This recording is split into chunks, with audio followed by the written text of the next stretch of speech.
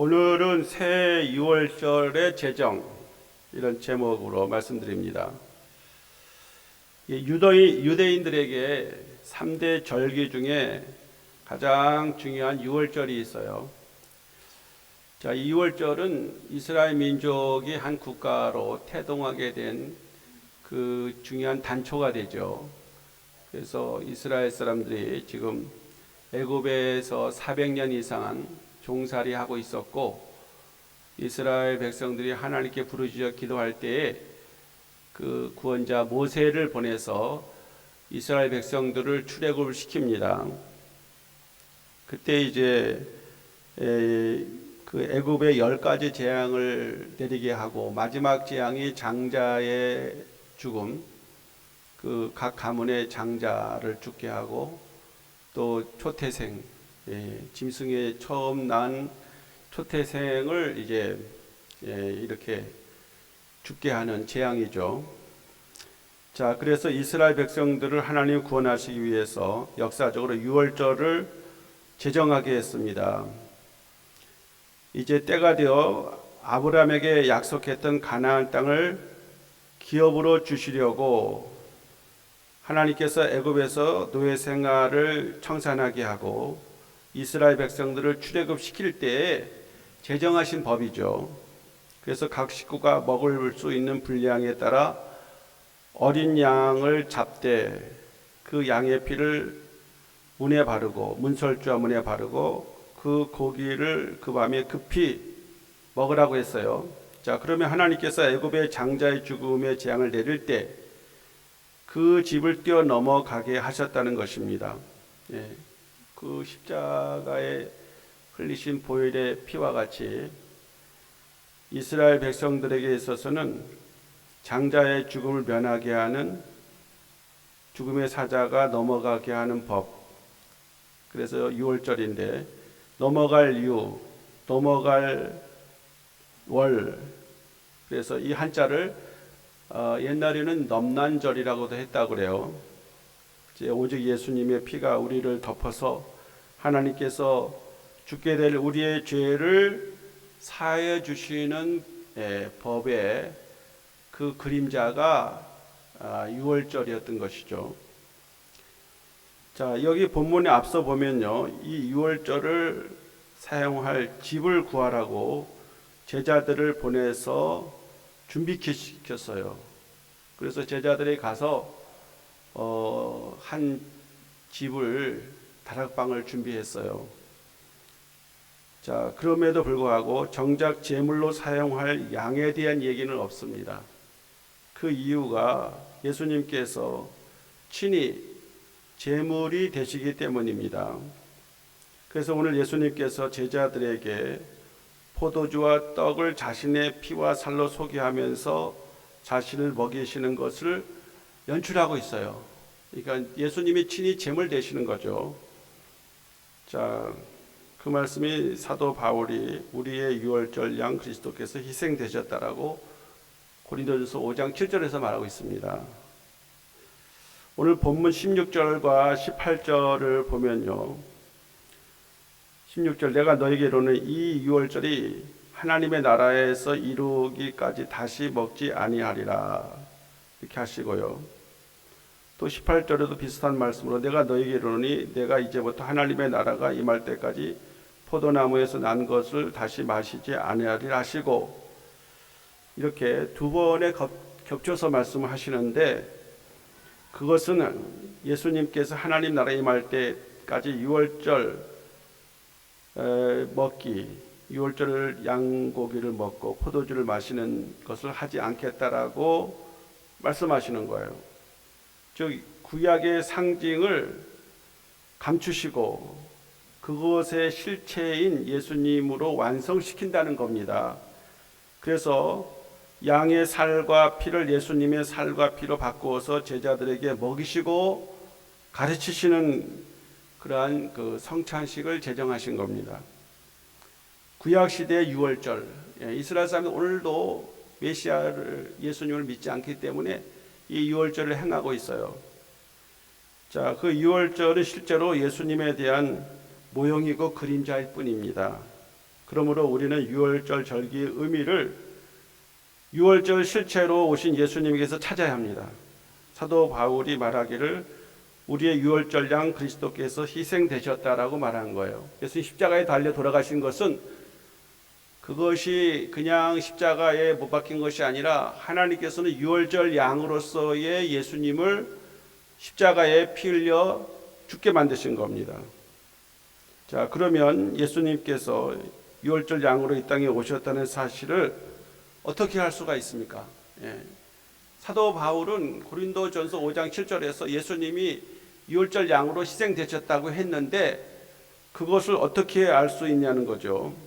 그것은 예수님께서 죽기 전 십자가에 돌아가시기 전 하루 전날 밤에 시행하셨던 성만찬 식사에서 찾을 수가 있습니다. 그때 예수님께서는 유월절 니산월 14일이 유월절인데요. 하루 앞당겨 13일에 유월절 식사를 제자들과 함께 나누셨습니다.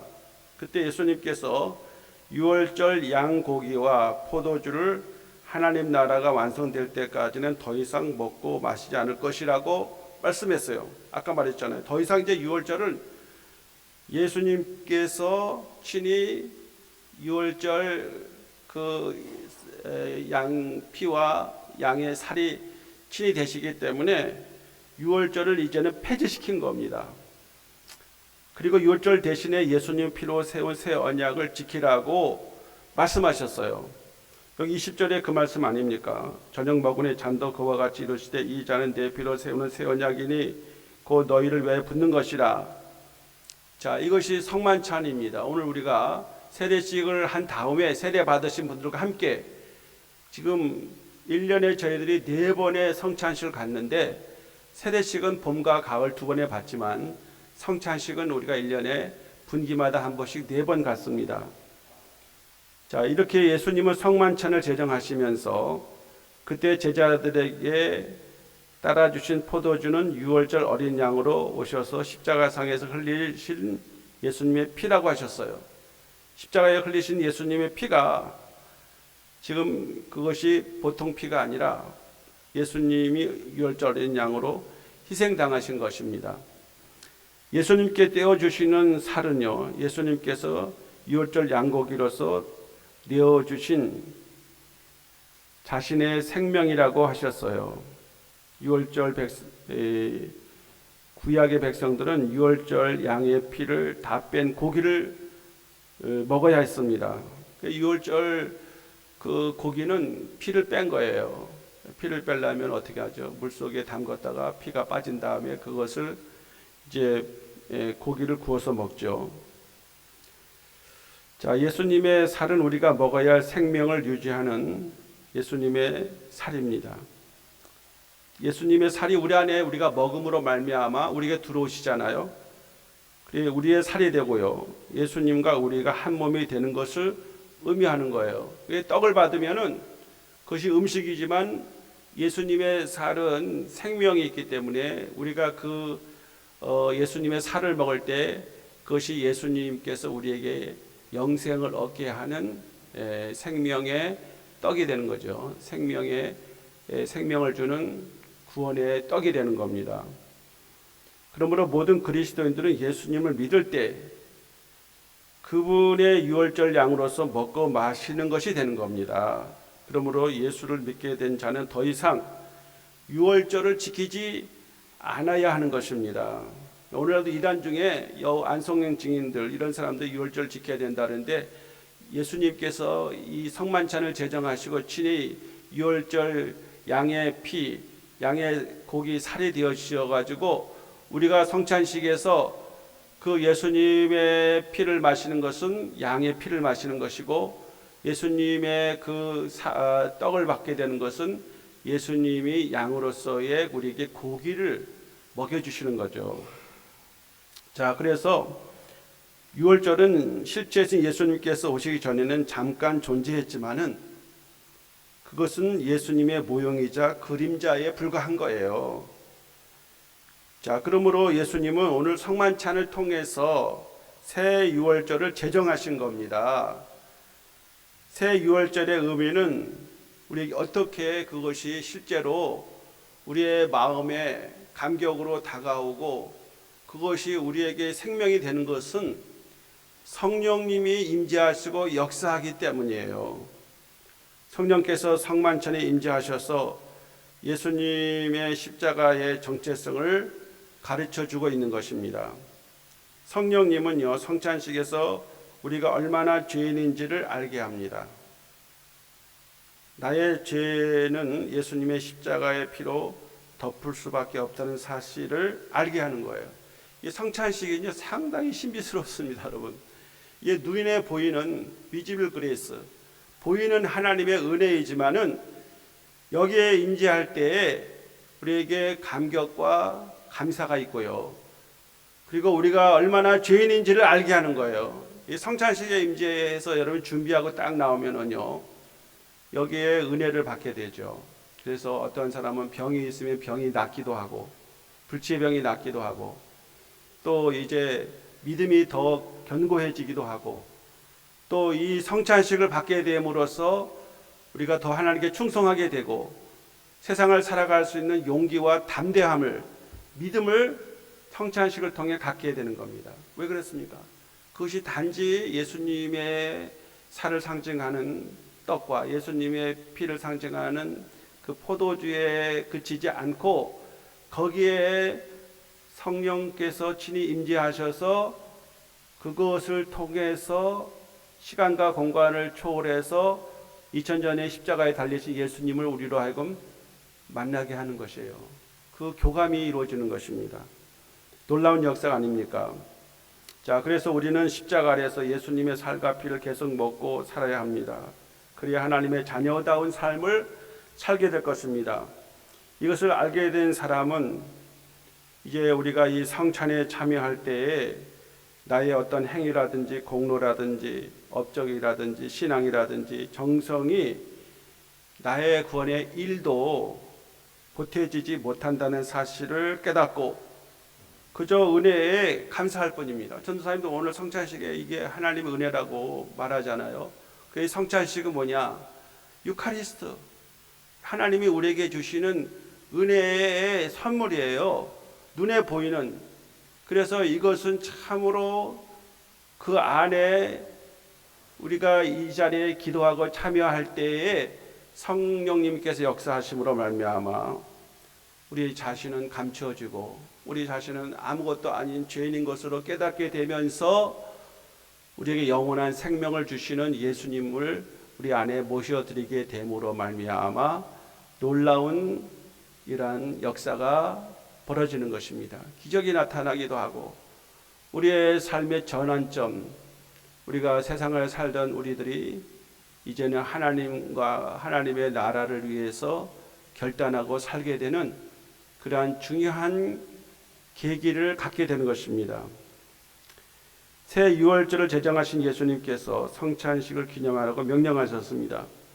우리는 새 언약의 실체가 오셨기 때문에 단지 상징에만 매달려서는 안 됩니다.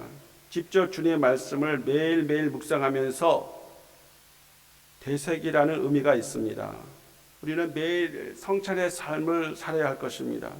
그것은 새 언약 예수님과 함께 하라고 하는 깊은 뜻이 우리에게 담겨져 있어요. 이 성만찬을 참석하고 우리가 나갈 때 성만찬에 우리와 함께 하셨던 예수님의 그 영원한 그 은혜와 능력과 삶이 우리를 통해서 드러나게 되는 것입니다.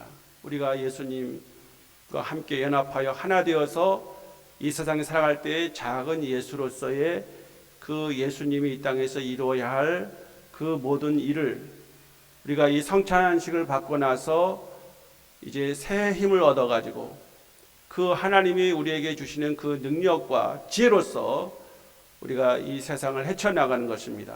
이 성찬의 삶은 그것으로 끝나는 게 아니라 그것은 우리가 성찬의 삶이 성육신 되신 예수님과 함께 이 험난한 세상을 믿음으로 승리하면서 우리의 삶이 예수님을 살아가는 고백적인 삶으로 나타날 때 그것이 우리에게는 한량없는 은혜와 축복이 되고 우리 하나님께 영광이 되는 귀한 이 시간입니다. 새 유월절 그 양으로서 우리를 위해서 십자가에 달리신 예수님을 생각할 때 감사하고 찬양하며 오늘 이 귀한 자리에 함께 기도함으로 참석할 때 놀라운 하나님의 사랑과 은혜를 새롭게 받는 우리 모두가 되기를 간절히 소망합니다. 기도합니다. 하나님 아버지 감사합니다.